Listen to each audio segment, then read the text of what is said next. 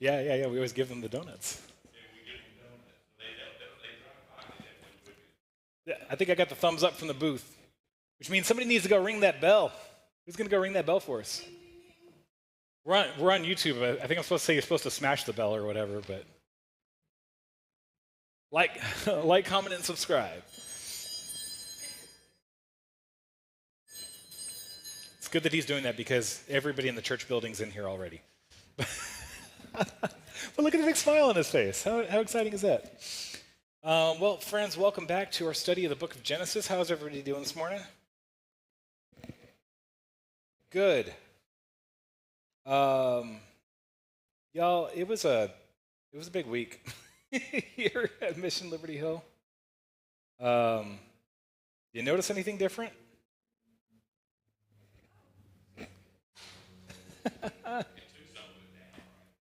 Took some of it down, moved some of it around.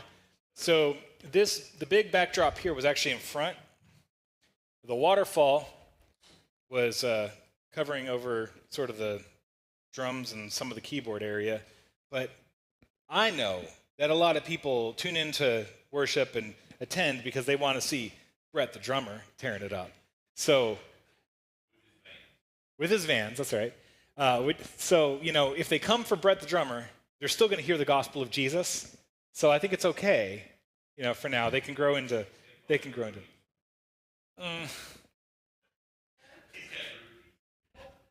How about the Band-Aids? If you saw Almost Famous. Oh boy. Well, that's fine. So yeah, we are studying the book of we are in fact studying the book of Genesis. That's what we've come here to do.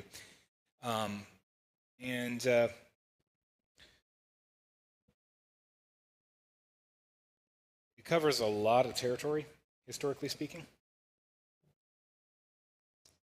We start with the beginning.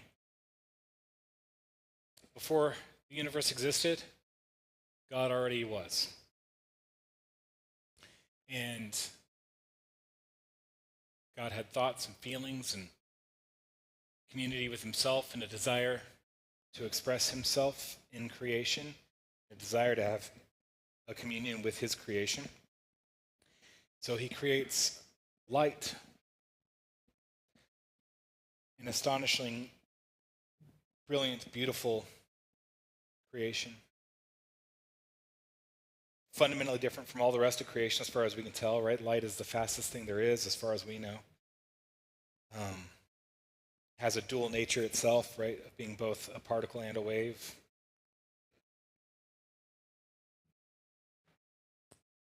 A lot of what God does is separation, right? Separates the light from the dark. He separates the sky from the lower portion. He separates the water from the dry land. So there's this differentiation that God does in creation, which means that his creation is full of harmonized opposites, right? Light and dark, dry and wet, high and low. He establishes a rhythm to his creation. Days are regular. There was evening and there was morning. And that cycle repeats itself 6 times as he creates, culminating in a 7th day in which he rests. Work and rest. God made them both, which is why tomorrow I'm going to sleep in.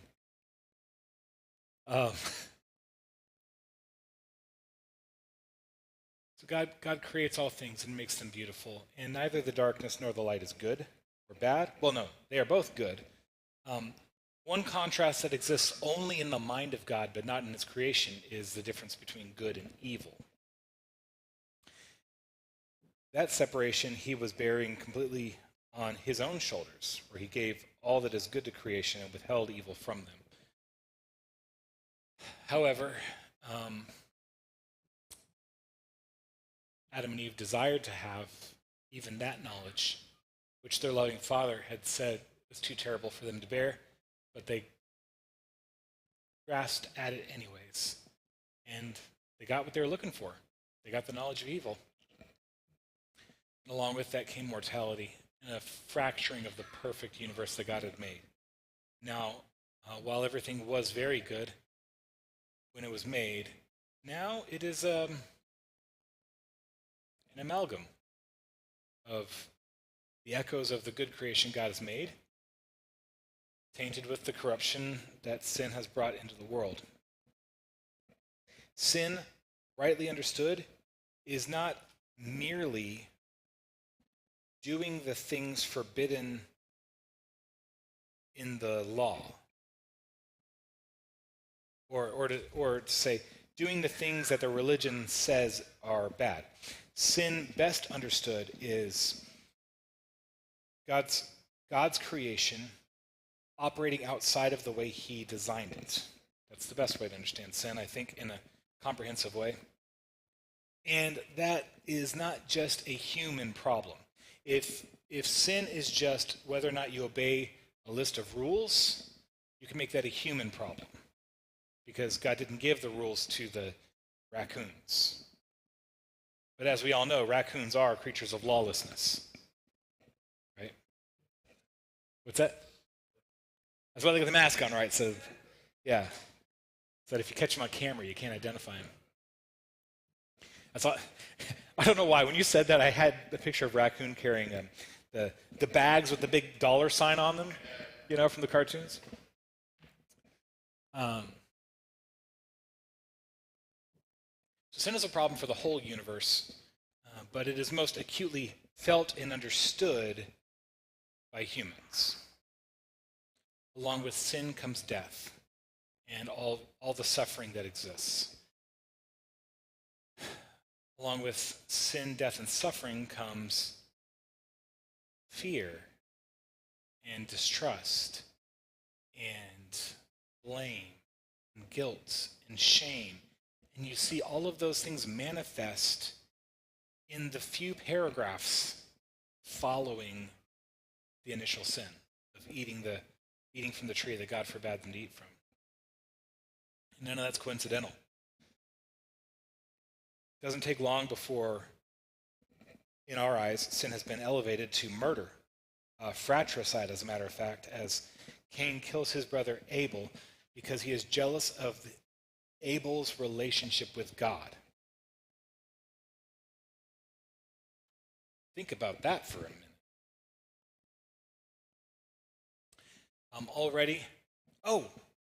I know I've mentioned this before, but not often enough. By the way, it's just a little bit implicit, but on the very day that Adam and Eve fall into sin, the very first sacrifice to cover sin is made. And that sacrifice is made by God himself on behalf of Adam and Eve. You'll remember that they tried and did a poor job of covering their nakedness by sewing together leaves. And God looking at them, and he doesn't mock them for their bad seamstressing or tailoring. He doesn't do any of that, but he knows the world they're about to emerge into, and fig leaves aren't going to cut it. So he brings them garments made of animal skin. So the very first sacrifice offered for sin was made by God himself. But we know that once they leave the garden, they do offer sacrifices to God. That's at the heart of the Cain and Abel story. And fundamentally, that's what worship looks like. It's not guitar or organ or even singing at all necessarily. Maybe they did, but that's not what's recorded. It begins with sacrificial offerings to God. And worship never will get far from that. It will always be about sacrificial offering. that just can manifest in a lot of different ways. From Cain and Abel, we get a brief mention of Seth. We follow Seth's lineage, and the world gets rapidly wicked, descending into a time where all mankind is lawless, violent, and the world is so hellish that God is sorry he made it. The story of Noah's Ark is a story of God bringing destruction upon the world. But God is not a God fundamentally of destruction. He is a God more natively of creation, right? Just as he is the God of life, not the God of death, but he has dominion over death. He has dominion over destruction. He can wield these things justly and rightly. And so, if God was a God of destruction, primarily, I think he would have just wiped it all out, dusted off his hands, and moved on with his eternal life. But he said, no, I will preserve some few so that we can start over. So he gathers together Noah and his sons, and Noah, his wife, his sons, and their wives, and a breeding pair of every animal on the earth, and 7 pairs of the clean ones. And they all climb into the ark, and they coexist on the ark without starvation, without predation, without catastrophe for a year. Now, there's definitely no way that Noah packed enough alfalfa on the ark to feed lions for a year. Or soybeans. I don't think he found vegan lions, right? So there is some sort of miracle going on here. Probably not dissimilar from the miracle that happened when Daniel was in the lion's den. And also probably not dissimilar from the miracle that happened when Jesus multiplied the food to feed the 5,000. Right? Noah made the preparations God told him to make, but surely it couldn't possibly be enough. You can tell me that every predator in the world lived on 6 pairs of whatever clean animal? Like, it doesn't. So anyways, they're in the ark for a year, and they emerge from the ark, and God.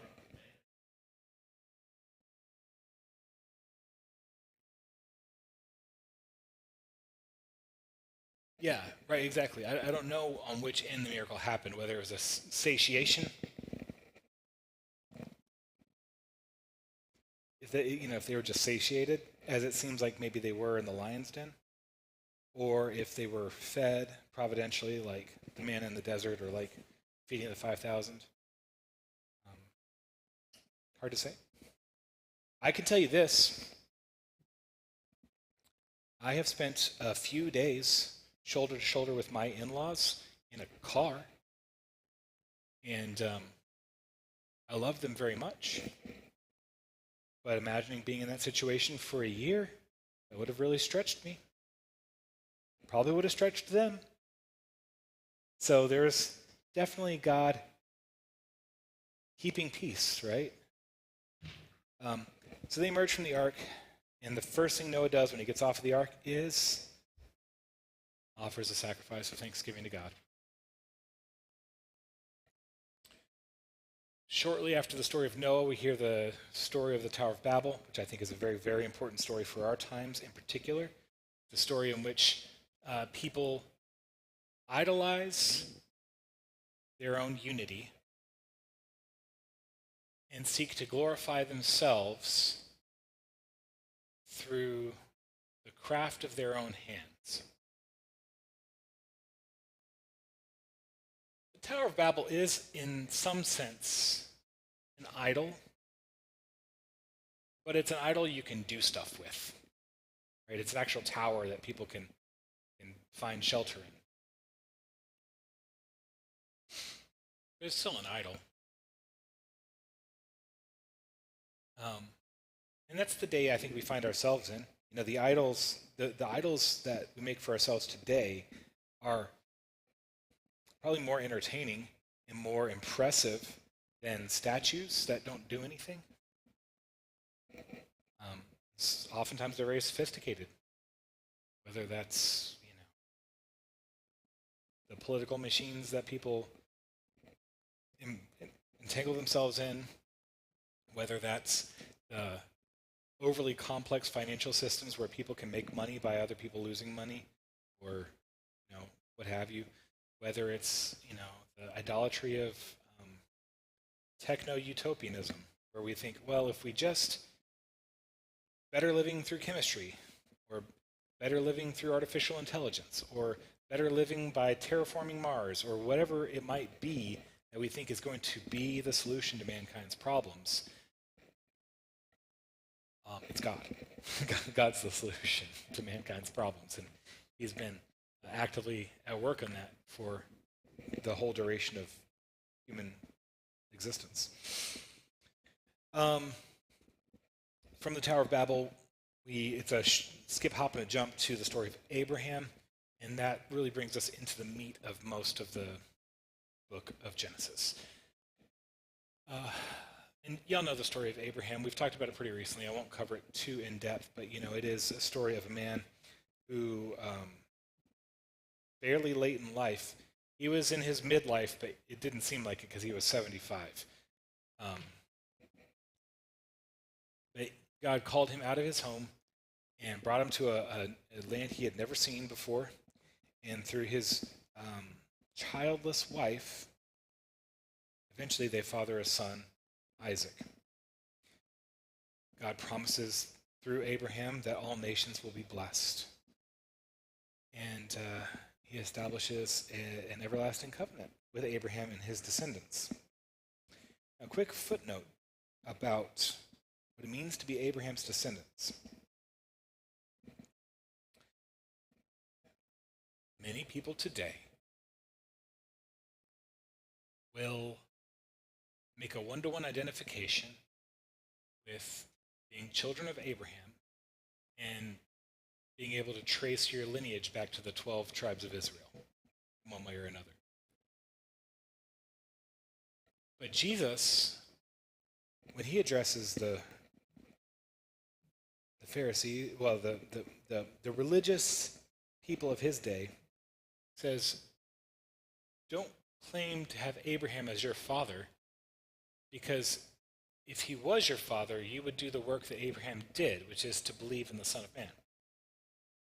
So, from Jesus' perspective, what made Abraham God's chosen, and all of the children of Abraham, his proper children, had nothing to do with his lineage, but genetic lineage, but rather a lineage of faith, just to believe in the Son. And Jesus said as much, that all of the non-believing, all of the Jews who were rejecting him were not, from a biblical and prophetic standpoint, the children of Abraham. Because the heirs of Abraham are the ones who inherited the covenantal promise. It started with Adam and Eve and was recapitulated to Abraham. Right? All right. Do y'all understand what the point I'm making here? Okay. It's really important to me. I see well-meaning Christians all the time who think that as a Christian you have an obligation to support the modern-day nation of Israel because of all the things the Bible says about Israel and all the promises God made to Israel. But that misses out on what the Bible says about who Israel is. So, I just feel like it's important that you guys understand that stuff. And we could talk about that stuff in more length later on if you want to, on or off camera. It's fine either way. But that brings us from Abraham to Isaac. Isaac doesn't claim the God of Abraham right away, but then later he does. Isaac has two sons, also kind of late in life. He and his wife struggle to have kids too, but eventually God does give them two sons. They are Jacob and Esau. And they've been the stars of the story for the last month or two. Yeah. twin brothers. I would call them fraternal twins, but they have no fraternization whatsoever. So they are brothers. They are not identical twins, not by a long shot. They are Arnold Schwarzenegger, Danny DeVito twins, right? In a sense. So Esau gets all the jock genes, and Jacob gets all the valedictorian genes, I guess. I don't know. Jacob's a schemer, smart. He seems to be kind of softer, more the homebody. Esau is Isaac's favorite. Jacob is Rebekah's favorite. And God told Rebekah that Jacob would rule over Esau. And I don't know if that's a cause for her behavior or if it just coincides with her preferences. But she helps Jacob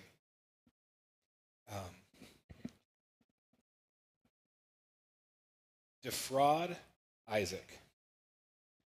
Pretending to be Esau, Jacob comes into Isaac's tent and gets the blessing that Isaac intended for Esau, which includes the prophecy, the pronouncement that he would rule over his brothers.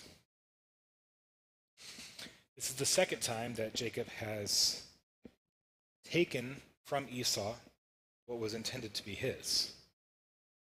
Now, is that because Esau's a gullible dummy? Yeah, maybe. Yeah. Impulsive at least. Maybe not the right guy to lead. But nevertheless, you can't just say Jacob's in the clear because Esau had it coming. Jacob is clearly a perpetrator in this first part of the story. And Esau is enraged and wants to kill his brother, but he's going to wait until dad dies to do it. So Jacob is sent by his mother and by his father. The two of them probably have different motives for this, but he's sent back to Haran, where Abraham, Jacob's grandfather, is from. And there in Haran, he meets with Laban, and he becomes a servant in Laban's house so that he can marry Laban's daughter, Rachel. The good-looking young lady. So after 7 years of service to marry Rachel, Laban pulls the old switcheroo. And he marries Leah without realizing it. And so he works another 7 years and marries Rachel. He works another 6-ish years to establish a herd of cattle of his own from Laban's herd. He's been serving Laban, and Laban's been really prospering. But then there's shenanigans in that too, where it looks like they're both trying to scheme or steal from each other. Certainly Laban is trying to take advantage of Jacob for the third time. And fool me once, shame on you. Fool me twice, shame on me. Fool me 3 times, that's double shame on me.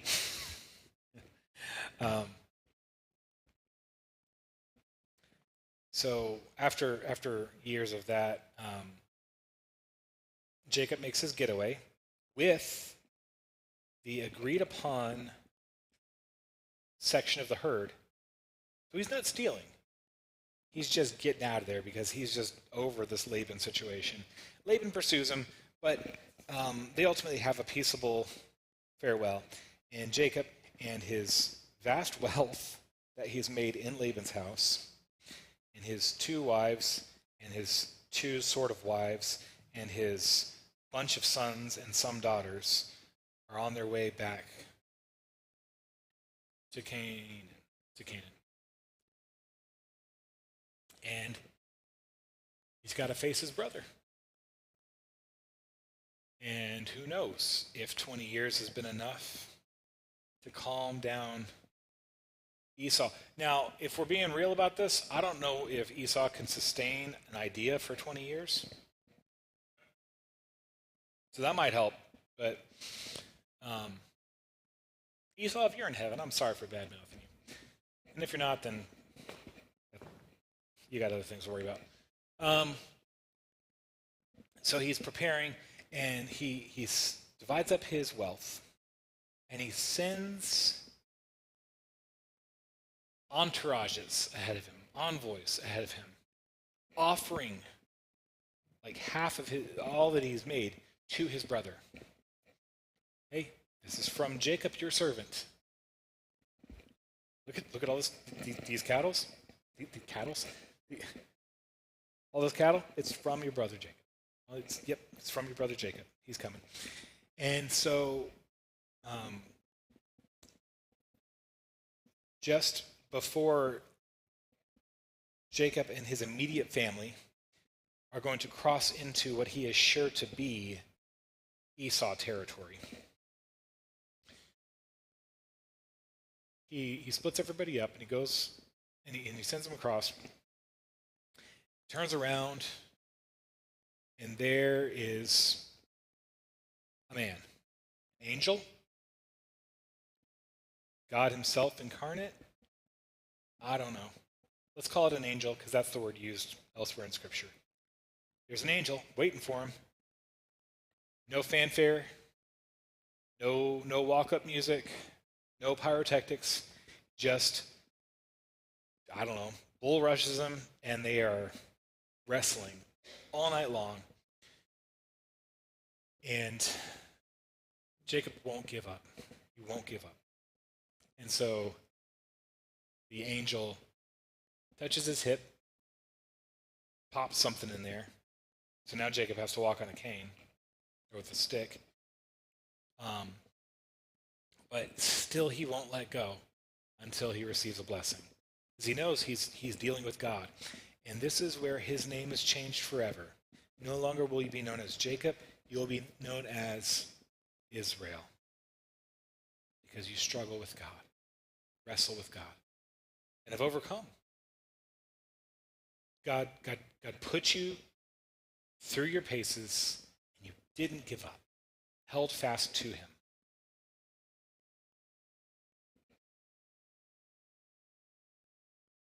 So he gets up. Now he's on a walking stick. He is in no shape to do battle with his jock older brother. And he divides up his family. He goes ahead of them. That brings us up to chapter 33. We read some of these verses already, but I'm going to reread them because I told you I would, and also because it makes me a little sentimental, maybe. Jacob lifted up his eyes and looked, and behold, Esau was coming, and 400 men with him. Remember, they don't have family where Esau lives. So these 400 men are probably Canaanites, Hittites, that sort of thing, right? Remember, Esau got wives from the local girls, who, by the way, made life miserable for Isaac and Rebekah, right? So these are probably not faith-filled men. Why does he have a band of 400 people? I don't know. But if I'm Jacob, you know what I'm thinking? Yeah, there's going to be a battle, and I am not going to make it. So he saw 400 men with him. So he divided the children among Leah and Rachel and the two female servants. Now, presumably that means the children go with the mom that they correspond with, presumably. He put the servants with their children in front, then Leah with her children, and Rachel and Joseph last of all. He himself went on before them, bowing himself to the ground 7 times, until he came near to his brother. So while Jacob has spent his life generally hiding behind people, now he's finally stepping out in front and being the sacrificial head of the family, right? This is the Christ-like thing that men are supposed to do, to be the one who steps in front, not for the sake of domineering, but for the sake of protection and leadership. Right? So he does, with his less favorite in the front and his more favorite in the back. And I hate that I know that, but we all know it because he made no secret of it. Okay? But Esau ran to meet him and embraced him and fell on his neck and kissed him, and they wept. Esau ran to meet him, embraced him, and fell on his neck, and they, the two of them together, wept. And when Esau lifted up his eyes and saw the women and the children, he said, who are these with you? Now, what was the story as to why Jacob had to go to Haran? What did he go to do? To go get a wife. Or 2. Or 4.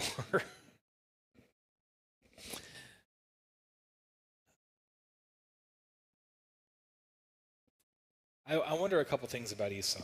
You know, like on the one hand, he's got 20-ish years to think about how he left things with his brother. Think about what it means to have a brother, what it would do to his mom, and particularly his dad, if he were to avenge himself.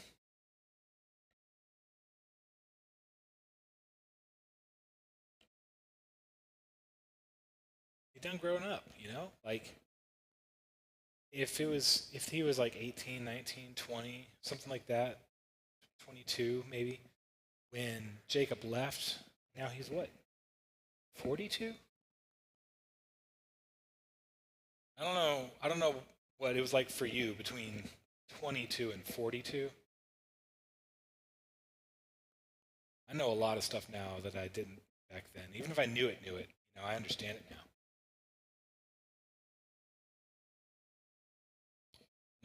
My joints were better at 22, but I still wouldn't want to go back there.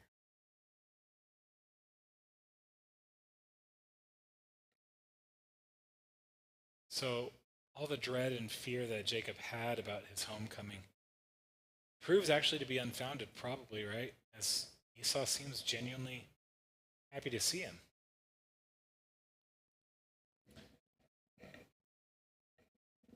Who are these with you? Jacob said, the children whom God has graciously given your servant.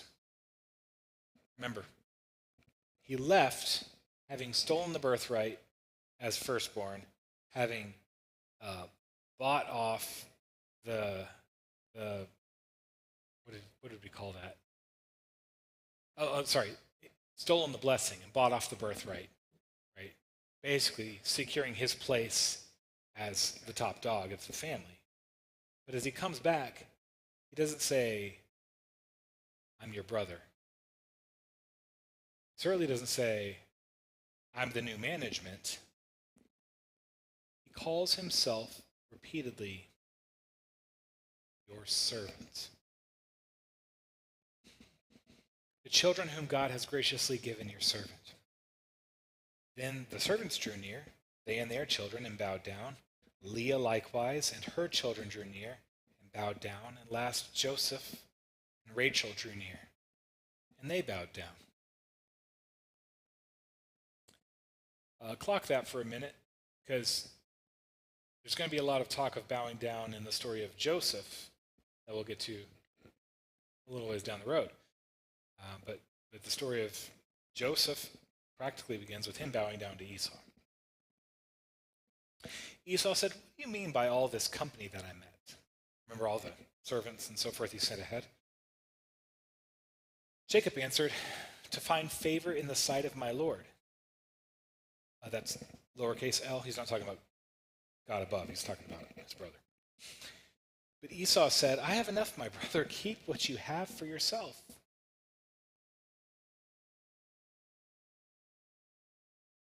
It seems like maybe Esau has changed how he's thought about this birthright stuff too.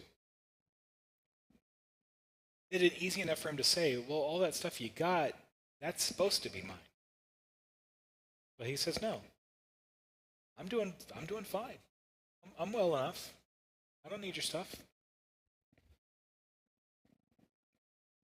Jacob said, no, please. If I have found favor in your sight, then accept my present from my hand. For I have seen your face, which is like seeing the face of God, and you have accepted me. Okay, now, hang with me for a minute. What happened right before this? The night before this, what happened to Jacob? He wrestled with God, and the place that he wrestled in, he gave it a name. Does anybody remember the name? Do you have it in your notes, or you want to look back?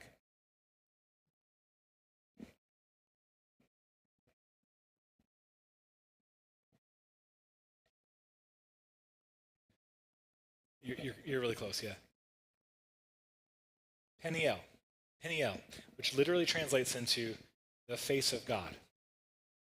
And he so named it because in wrestling the angel, he said, I have seen the face of God and not perished. So he called that place, as a reminder of that event, he called it face of God. So now he addresses his brother and says, now I've seen your face, which is like seeing the face of God. Now, part of me, putting on my my theory hat for a minute. It's not a tinfoil hat. It's more like a deerstalker cap, thinks, I wonder if the angel showed up looking like Esau is going to look. They haven't seen each other for 20 years, and sometimes after 20 years, people don't look quite the same, So on the one hand, I kind of wonder, is it like that? But when he saw the face of God, it was in a contentious wrestling match in which he was never going to win, but he was shown mercy. Now, wounded Jacob approaches his brother. And if it went to blows, he would never win. And I think he knows, I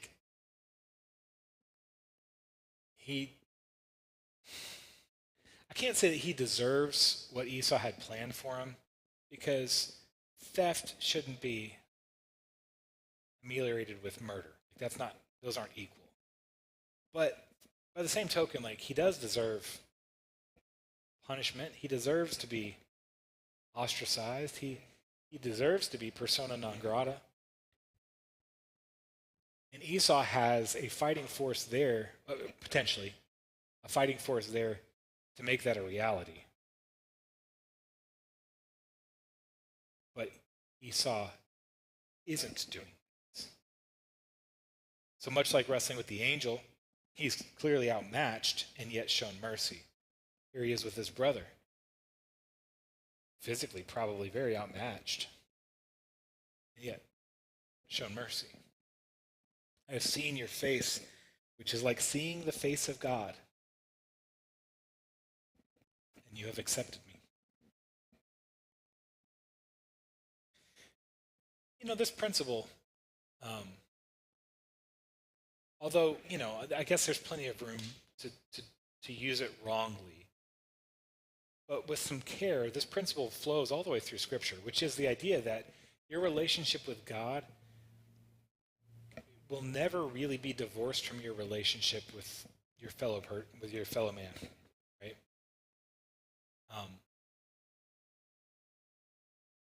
In fact, didn't I just preach about that last week, I think? When I was talking about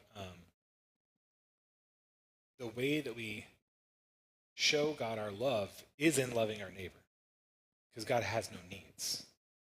can't care for God, but we can care for our neighbor. And God receives that as worship of him. So Jacob is experiencing this sort of parallel thing of like, wow, I'm having an encounter with my brother, but I also had an encounter with God, and these things run parallel.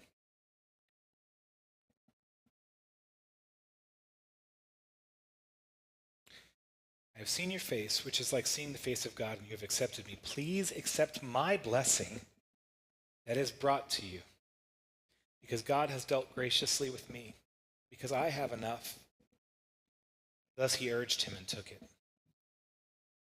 Wait, what was the event that put Esau in a murderous rage? What happened on that day? Say it again. Jacob stole the blessing intended for Esau. And on the day they're reunited, Jacob says, please accept my blessing that is brought to you. Because I'm afraid of you. No, because God has dealt graciously with me. And because I have enough. There's been growth in Jacob over these 20 years. Being on the other side of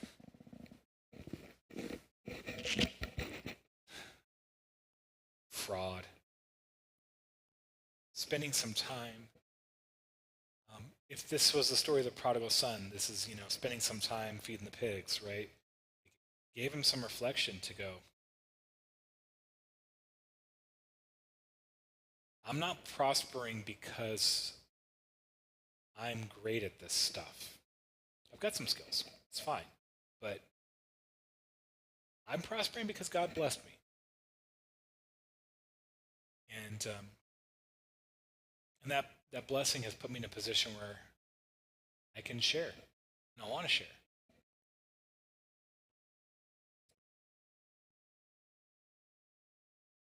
Then Esau said, let us journey on our way, and I will go ahead of you.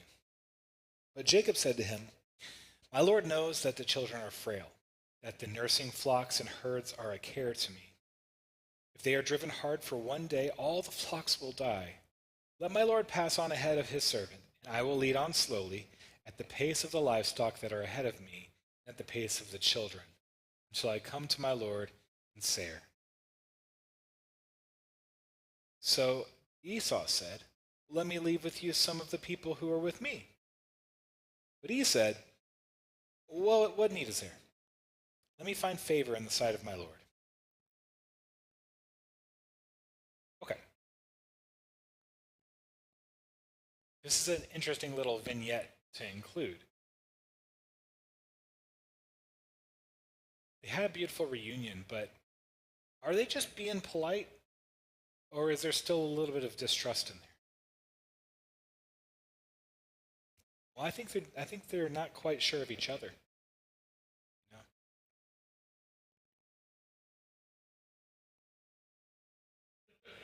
You know? Yeah, exactly, yeah. You know, yes, yeah. So, two different kinds of people get an armed escort, right? Important people and dangerous people, right? VIPs and criminals. And which one Esau thinks Jacob is unclear to Jacob. And to me, the reader. And I think that stories like these are included, in part at least, so we understand that this isn't a fairy tale, right? Like, this isn't they hugged and they all lived happily ever after. So, no, these are real people. Relationships are complicated. Their history is messy. And it's going to take some time to get it patched up so they really trust each other. But they do extend Esau does extend this much trust. So Esau returned that day on his way to Seir. But Jacob journeyed to Sukkoth, if you like. He built himself a house and made booths for his livestock. Therefore, the name of the place is called Sukkoth. Sukkoth literally just means booths. When you read about the festival of booths later on in, I don't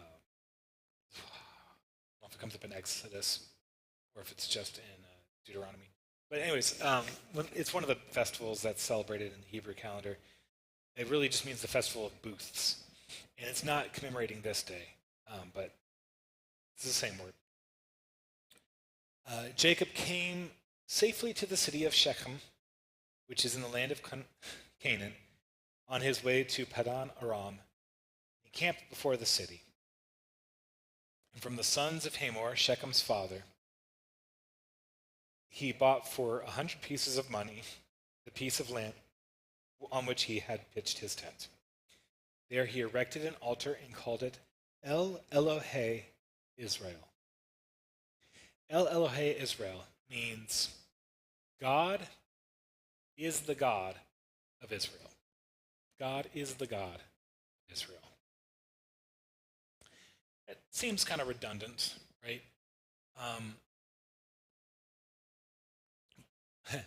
The L at the end of Israel is the same as the L from El and from Elohe. So it's like God, the God of struggles with God. But, I don't know if Jacob knows the name of God. Or if he does, is he, I don't know. But this seems to be like he's establishing that the God that we worship is the God. The God.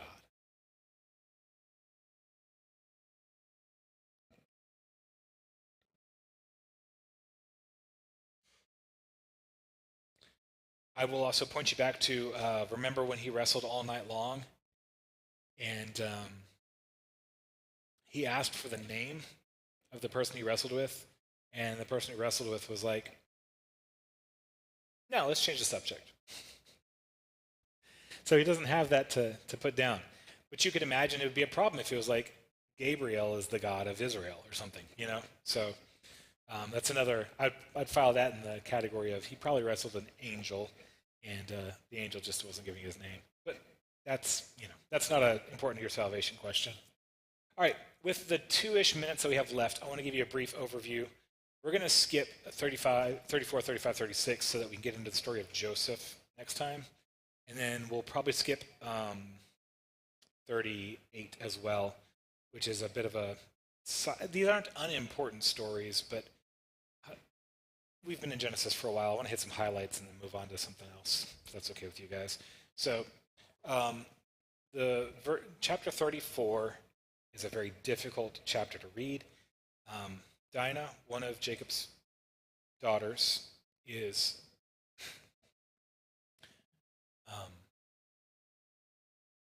assaulted, and somebody lays claims on her as a wife, and the sons of Israel, who will be the progenitors of the 12 tribes of Israel, through some deceit, wind up ravaging the entire city, just laying waste to all the men of the city. That's the story of that chapter. So maybe it gives you a little insight into the brutality and the character of these people. And that's fine. Chapter 35 brings us to the end of Isaac's life, and it also tells the story of Rachel as she gives birth to her final child, Benjamin, and she dies in the process. And so, as you read the story of Joseph, and when it comes to Joseph and in particular Benjamin, and how Isaac feels about them, how Jacob feels about them, they're what he has left of his beloved wife that he worked 14 years to marry. So just you can kind of file that away as what that is. And then chapter 36 is almost entirely just the genealogy of Esau's line. So I would encourage you, go ahead and read those chapters on your own. And if it prompts any questions or anything you want to discuss, just bring those to me. We'll talk about those outside of class time.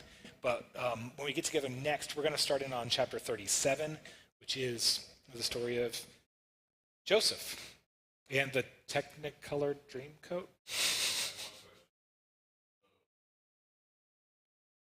Israel.